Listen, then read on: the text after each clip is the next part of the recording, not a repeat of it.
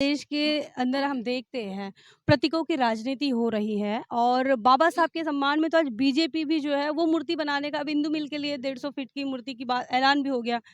तेलंगाना में जो है बाबा साहब का स्टेचू बन रहा है, तो ये प्रतीकों का जो राजनीति हो रहा है इससे इस देश का दलित खुश है।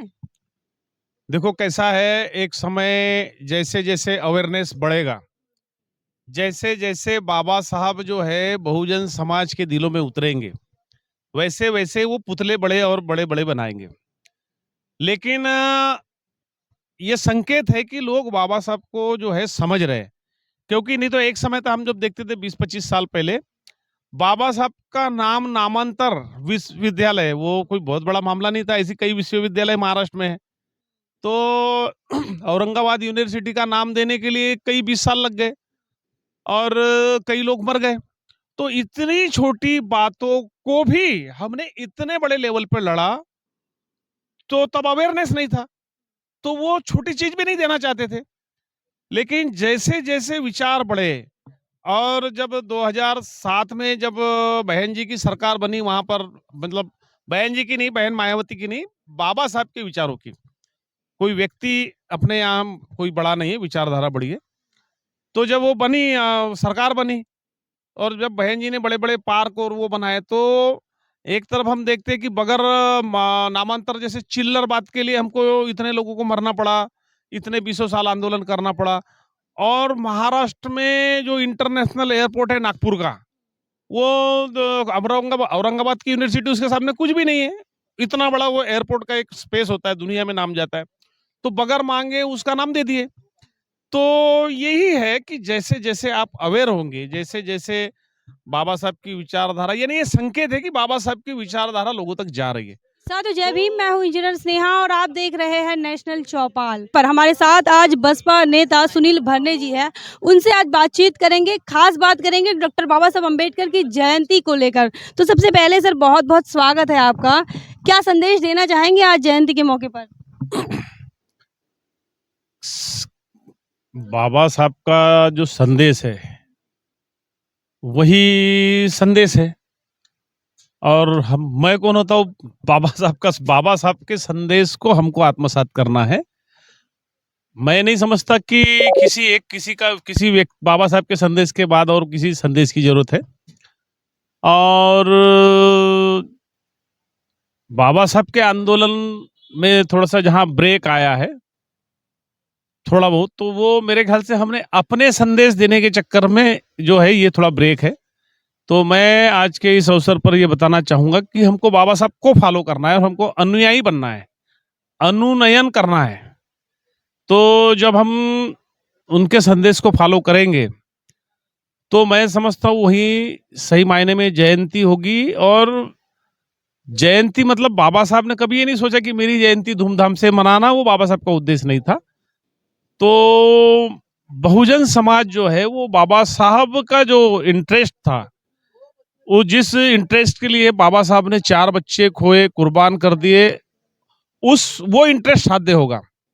तो मैं समझता हूँ वही जयंती होगी। और अगर हम तो उस चीज को नहीं मानते, लेकिन अंधश्रद्धा के अपन विरीह थे, लेकिन एक थोड़ा सा एक बोलते हैं लोग कि बाबा साहब खुश होंगे।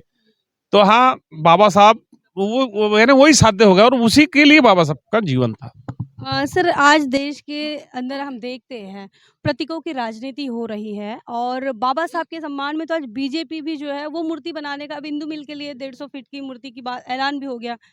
तेलंगाना में जो है बाबा साहब का स्टेचू बन रहा है, तो ये प्रतीकों का जो राजनीति हो रहा है इससे इस देश का दलित खुश है। देखो कैसा है, एक समय जैसे जैसे अवेयरनेस बढ़ेगा, जैसे जैसे बाबा साहब जो है बहुजन समाज के दिलों में उतरेंगे, वैसे वैसे वो पुतले बड़े और बड़े बड़े बनाएंगे। लेकिन ये संकेत है कि लोग बाबा साहब को जो है समझ रहे हैं। क्योंकि नहीं तो एक समय था, हम जब देखते थे 20-25 साल पहले, बाबा साहब का नाम नामांतर विश्वविद्यालय वो कोई बहुत बड़ा मामला नहीं था। ऐसी कई विश्वविद्यालय महाराष्ट्र में है। तो औरंगाबाद यूनिवर्सिटी का नाम देने के लिए कई 20 साल लग गए और कई लोग मर गए। तो इतनी छोटी बातों को भी हमने इतने बड़े लेवल पे लड़ा, तो तब अवेयरनेस नहीं था, तो वो छोटी चीज भी नहीं देना चाहते थे। लेकिन जैसे-जैसे विचार बढ़े और जब 2007 में जब बहन जी की सरकार बनी वहाँ पर मतलब बहन जी की नहीं, बहन मायावती की नहीं, बाबा साहब के विचारों की। कोई व्यक्ति अपने यहाँ कोई बड़ा नहीं है, विचारधारा बड़ी है। तो जब वो बनी सरकार बनी और जब बहन जी ने बड़े-बड़े पार्क और वो बनाए तो एक तरफ हम देखते हैं कि बगैर नामांतर जैसे चिल्लर बात के लिए हमको इतने लोगों को मरना पड़ा, इतने बीसों साल आंदोलन करना पड़ा और महाराष्ट्र में जो इंटरनेशनल एयरपोर्ट है नागपुर का, वो औरंगाबाद की यूनिवर्सिटी उसके सामने कुछ भी नहीं है। इतना बड़ा वो एयरपोर्ट का एक स्पेस होता है, दुनिया में नाम जाता है। तो बगैर माँगे उसका नाम दे दिए। तो यही है कि जैसे-जैसे आप अवेयर होंगे, जैसे-जैसे बाबा साहब की विचारधारा यानी ये संकेत है कि बाबा साहब की विचारधारा लोगों तक जा रही है। तो पुतले भी बनाएँगे और बड़े उससे भी बड़े पुतले बनेंगे और भी देखो आगे क्या-क्या होता है, लेकिन हमारा साध्य वो नहीं है। पुतले बना देना ये हमारा साध्य नहीं, हमारा साध्य है कि जो बाबा साहब का सपना था कि बहुजन समाज हुक्मरान बने और बहुजन समाज हुक्मरान बनने के लिए नहीं बने, तो बहुजन समाज के जीवन में बदलाव लाने के लिए बाबा साहब ने हुक्मरान बनने की बात की थी। किसी पार्टी को, किसी नेता को और किसी संगठन को बड़ा करने के लिए नहीं, तो समाज को बड़ा करने के लिए ही संगठन बने हैं। उत्तर प्रदेश की आपने बात किए हैं। उत्तर प्रदेश के अंदर बाबा साहब को जो लोग नहीं अपना रहे थे, रिज़र्वेशन को जो अपना नहीं रहे थे, आज वो कांशीराम साहब के स्टैच्यू का अनावरण कर रहे हैं। कैसे देखते हैं इसे? क्या देश के अंदर डाइवर्ट कर रहे हैं लोगों को अपनी तरफ आकर्षित करने के लिए हमारे महापुरुषों को अपना महापुरुष दिखाना, ऐसे कुछ हो रहा है? देखो, कैसा है कि मैंने कहा कि अभी अवेयरनेस है। अब ये घड़ियाली आंसू है ना? तो क्या है माँ, माँ होती है और मौसी माँ, मौसी माँ होती है। उसको एक्टिंग ही करना पड़ेगा। तो इतना फ़र्क है। मैं तो बोलता हूँ उससे भी ज़्यादा फ़र्क है। कोई मौसी माँ अच्छी भी निकल सकती है। ऐसा नहीं कि हम सारे जहाँ माँ शब्द आया है, लेकिन ये तो डायन है ये जो है। ये इनके क्या बोलेंगे इनके खून में मिलावट है। इसलिए इन पर विश्वास करना या इनके कहीं तो भी इनके ये पुतले या और जैसे आपने बताई इतनी बातों में से इम्प्रेस होना, मैं समझता हूँ कि अपने आप जो ऐसे लोग इम्प्रेस होते हैं या ऐसे लोगों से, वो आम्बेडकरवादी हो नहीं सकते क्योंकि आम्बेडकरवादी ये रेवड़ियों से इम्प्रेस नहीं होते हैं। आम्बेडकरवादियों का एक लक्ष्य है जो बाबा साहब का लक्ष्य था। सर एक और राजनीतिक सवाल, देश के अंदर भारत जोड़ो यात्रा चली राहुल गांधी के नेतृत्व में और तमाम एससी, एसटी, ओबीसी को लगा कि ये दलितों के, बहुजनों के रहनुमा है। आप कैसे देखते हैं?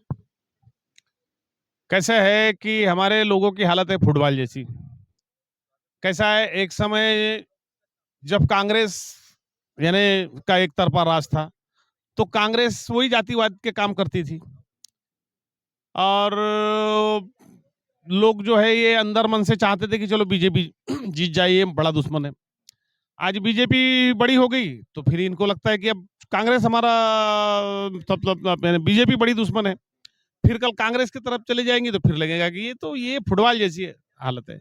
इससे कोई इनको क्या लगता है, लोगों को क्या लगता है, मुझे क्या लगता है, आपको क्या लगता है, इससे क्या लेना देना। बाबा साहब को क्या लगता था, तो बाबा साहब को जो लगता था वो हमको लगना चाहिए और बाबा साहब को जो लगता है वो हमको नहीं लगता। तो बाबा साहब से ज्यादा अक्ल है क्या, ज्यादा समझ है क्या बाबा साहब से? जब बाबा साहब ने कह दिया, मैं बाबा साहब को अंधश्रद्धावश मैं नहीं बात कर रहा हूँ कि बाबा साहब ने कोई ऐसे ही नहीं कहा कोई चीज को। बाबा साहब का लॉन्ग टर्म अगर उन्होंने कोई चीज कही है तो उसके पीछे लॉन्ग टर्म उनका यानी नजरिया था, उनकी स्टडी थी उस पे। और हम ये देखते हैं कि बाबा साहब ने जो जो बात उस समय बोली थी आज भी जस को तस है।